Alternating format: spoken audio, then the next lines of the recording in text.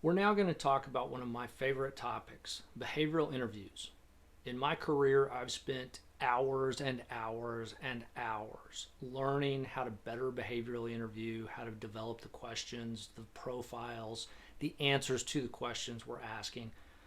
I've invested a lot of time in my career on behavioral interviews, and I truly believe that if done correctly, they're the best way for companies to interview. So let's talk about what they are and spend a little bit of in depth time here.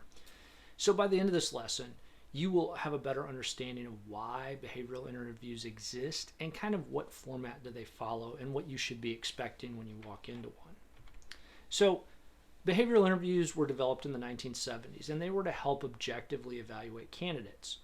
I believe we've all been a part of an interview where it was a bit subjective. The questions were kind of all over the place, and you kind of wondered when you walked out, were they going to hire me because I was a better looking candidate? Was it they liked the car I drove? They liked my personality that I meshed because we talked about similar TV shows. It really, it felt like they were matching me more culturally than they really were about could I do the job?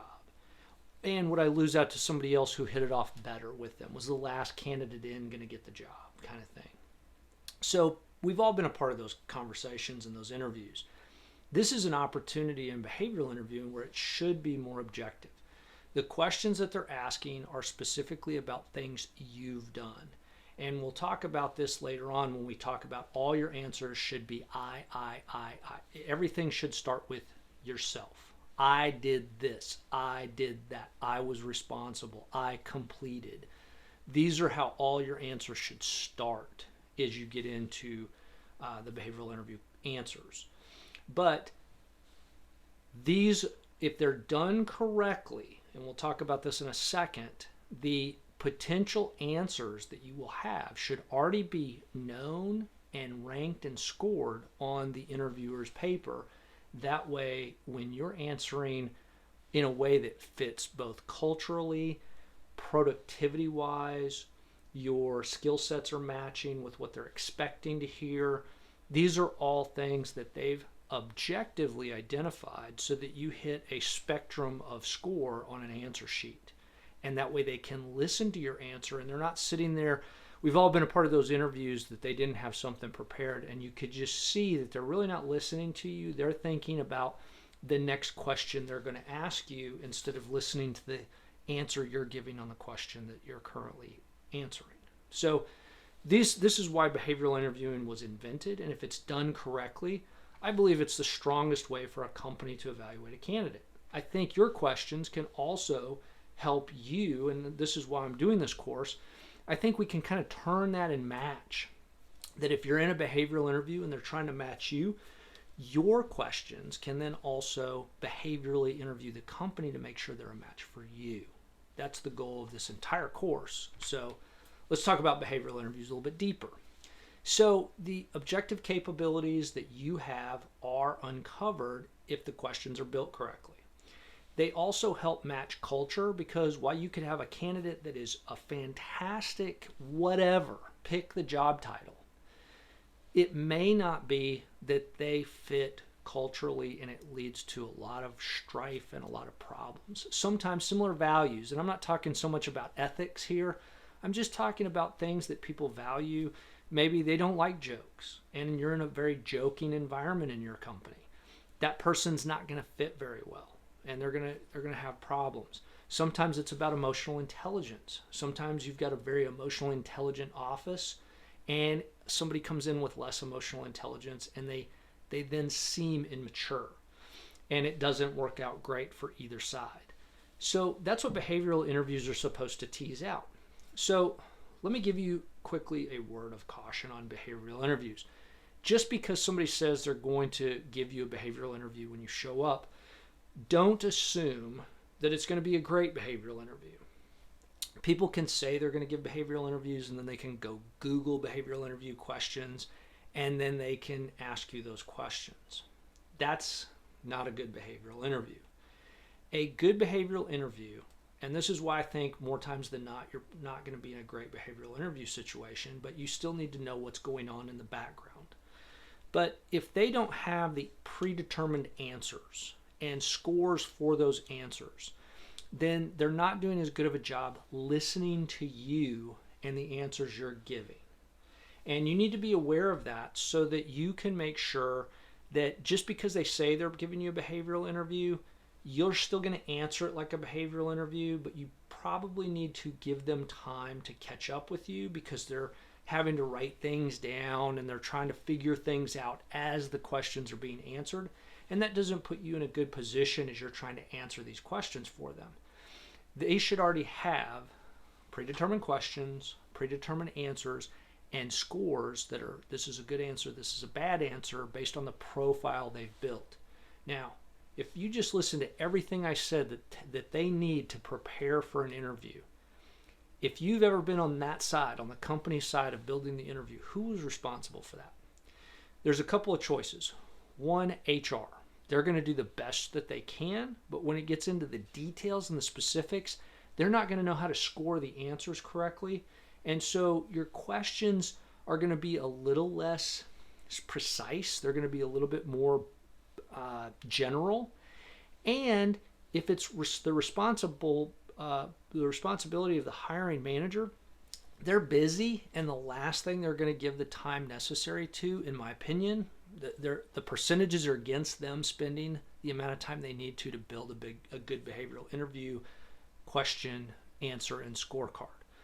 So people are inherently in their non-specific job duties are inherently lazy. And so if you get a behavioral interview that has not been well vetted out, they're going to be Googled behavioral interview questions.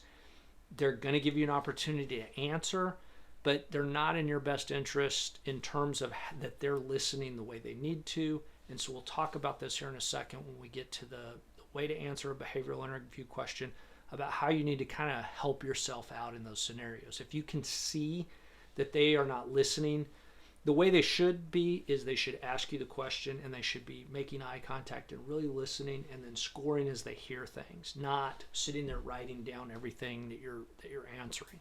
So if you see them taking more notes than not in a behavioral interview, they're not as prepared. So behavioral interview questions will look like these. They'll start off with, tell me about a time or give me an example of. And in the download section below this video screen, there's a download section that has sample questions that I've used and that you can Google and use or practice against. They're great opportunities for you to get an idea of what kind of questions will be asked, and they'll get more specific as they want details about things you've done. So just as an idea, so let me give you some guidance on how to answer a behavioral interview question. If it's a good behavioral interview, you don't need to make any extra steps here. Don't be afraid to write the question down. You've brought pen and paper. We've talked about that in a previous lesson. Write the question down if you need to. Think about it before you answer. Don't worry if there's uncomfortable silence. It's okay. Answer, give context, but then after the context, and you can talk about, we try to be team players and we like to use a lot of we. I get that in normal everyday life. In the interview, it needs to be about you. It needs to be extremely selfish and sound like you're bragging. It's okay. It's the interview. That's what they want to hear. They want to hear the things you did, that you were responsible for, that you accomplished. I needs to be the thing that you're using, the word you're using the most. I did this. I did that. I was responsible. I completed. I did this. The reason I say it's good to write the question down is to keep you on point. I've had behavioral interview questions tend to be very long answers, especially if they ask follow-up. If they're not quite getting enough, they'll say, well, tell me more about that. That'll tell you you're on a good behavioral interview because they're really looking to explore everything that you did in a specific, tell me about a time when. You start telling them and you kind of stop to see where they're at and they go, tell me more, tell me more. That's a great behavioral interview situation for you. They're really digging into the meat of you. And you need to continue doing that. But the reason I say write the question down is it's very easy. I've had interview candidates where we ask a behavioral interview question and they ramble for 10, 15 minutes and then they say, now what was the question? It's important for you to remember it, and if you're not going to remember it, write it down. That way you can keep looking at it, coming back to it, and making sure you're staying on point with the answers they're looking for. Because they're trying to figure out more about you, and the more they can hear from examples and details of projects you've worked on or been involved in, the more information you're giving them to help evaluate you as a candidate for them to hire. So make sure you stay on point with it. Now, let me take a step back. If this is a bad behavioral interview, slow down your answers. Make sure that they're hearing you. Make sure that they're hearing the points they need to hear. If they're just writing everything down, give them time to keep up with the notes, and then ask them questions. Do you understand what I was saying when I said this? Do you understand that when I say I was responsible for this project, it was the whole project? Its success or failure depended on, it was on my head to do this. Get them engaged in the story so that you know that they're hearing you on what you're saying, and they're not just worried about the next thing that they're going to write down, or they're worrying about how they're going to score you with all this long answer. They should already, if they had done their job, they would already have this score and be listening to you anyway. So force them to engage with how the interview is going. So if you don't have an example, so they say, tell me about a time when you did this, and you don't have a this, don't make something up. Do not, under any circumstance. You'll get caught badly. I've had people that try to wing it in, and then later they're like, well, maybe I misunderstood. No, you're trying to deceive me, which doesn't go good for your behavioral interview. So if you don't have anything, you can start by saying, I don't have anything that specific, but I do have this that's close. Would that be okay?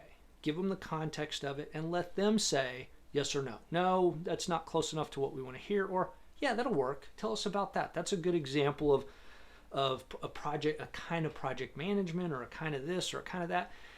Let them help you decide that, but don't, under any circumstances, try to fake it, because in the details that they probably have, if they've done a good job of behavioral interviewing and building that question, they're expecting to tease things out that either A, you will expose yourself as a fraud in this particular area where you tried to answer something, or B, they're going to see that the answers you're given do not match at all with what they're looking for, and you're just going to eliminate yourself anyway. So rather than trying to do that, just say, I don't have an example, and move on. Or, I don't have that kind of example, but I have this. Will that work? If you have that, again, don't make something up. That's the worst thing you can do here. So in conclusion, hopefully now you have a better understanding of what's going on behind the scenes in a behavioral interview, and you understand what they're looking for. If they've done their job correctly, they've got a great set of questions. They've profiled what they're looking for specifically in a candidate, and they're looking for answers that are good answers. They've scored good and bad answers to their interview questions, and they've got a spectrum that says this is a 10, this is a 0. How did they answer, and where would I rate that in between? And it takes some of the subjectivity out of it, and you don't have to worry about, did they like me? If you answered the questions and scored well on each of them, none of the rest of did they like you should even matter. So your action item from this lesson is to, below in the download section, there's a list of behavioral interview questions. They're just great items for you to practice on. So practice getting to know how you would answer those particular questions. You'll get similar, but probably not exactly the same types of questions in your interview when you go.